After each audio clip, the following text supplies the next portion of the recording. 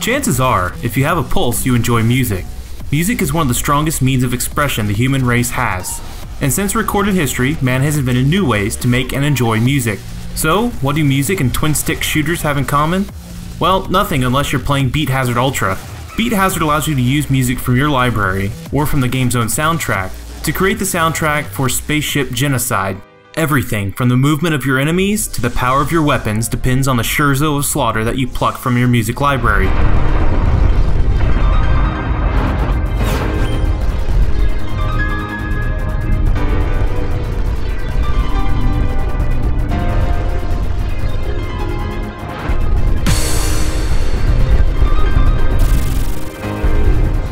With plenty of twin-stick shooters on the market, one naturally wonders if the novelty of a game reacting to the music that you choose from your own collection is enough to make it worth your time. Like a proper arcade twin-stick shooter, Beat Hazard doesn't even attempt to tell a story. All you need to know is there's a bunch of stuff somewhere in outer space trying to destroy your humble vessel, and it's up to you to survive.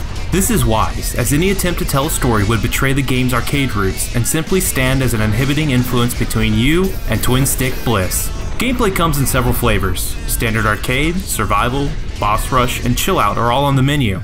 After making your musical selection, your ship is placed in the middle of quiet and serene space.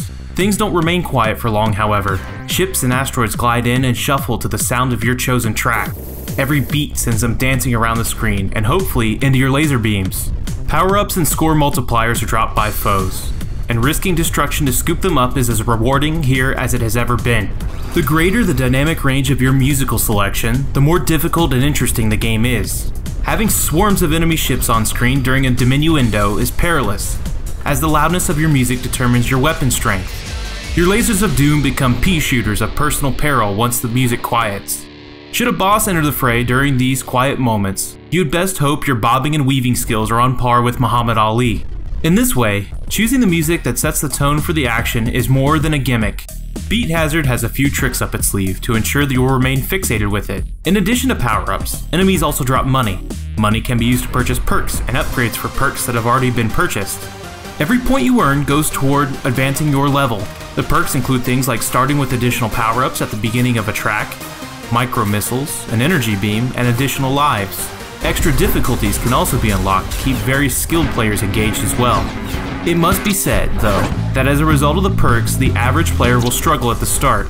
As you unlock more perks, the game becomes much easier, and most likely too easy for twin-stick shooter aficionados. For those that don't have a robust digital music collection, the game also offers a suite of original music, and there is also an option to stream music from internet radio. The internet radio option is a phenomenal addition, even for those with a music store's worth of digital tracks to choose from. Internet radio stations are also perfect for survival mode.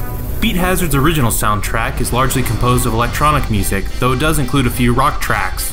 As one would expect, these tracks are perfectly tailored to the game's mechanics, and are worth exploring even if you have an inexhaustible collection of music. Visually, Beat Hazard is an ocular assault of colors, explosions, and mayhem. The visual busyness can be cranked down or turned up based on your preferences. Ship design is clean and detailed, though a bit unremarkable. Designs vary between human-based designs and a few alien-type enemies. The simple star-filled backdrop is rarely visible once the action picks up. The audio is minimal, bringing your music to the forefront. It's a wise decision since the sound effects largely inform you of things you may not otherwise notice among the visual chaos. Your enjoyment of Beat Hazard will largely depend on your affinity for music. If you enjoy music that appropriately sets the tone for destroying stuff, then you should find Beat Hazard offers hours of fun. If your musical choices are overproduced and plagued by dynamic range compression, then it's likely you'll find Beat Hazard too easy. For me, there isn't a better twin-stick shooter on the market.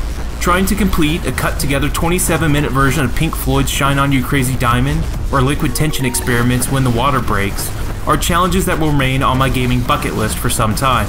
Beat Hazard does everything it can to make the most of its gameplay and mechanics by offering a solid leveling system and perk system, as well as appeal that lasts as long as your digital music library allows.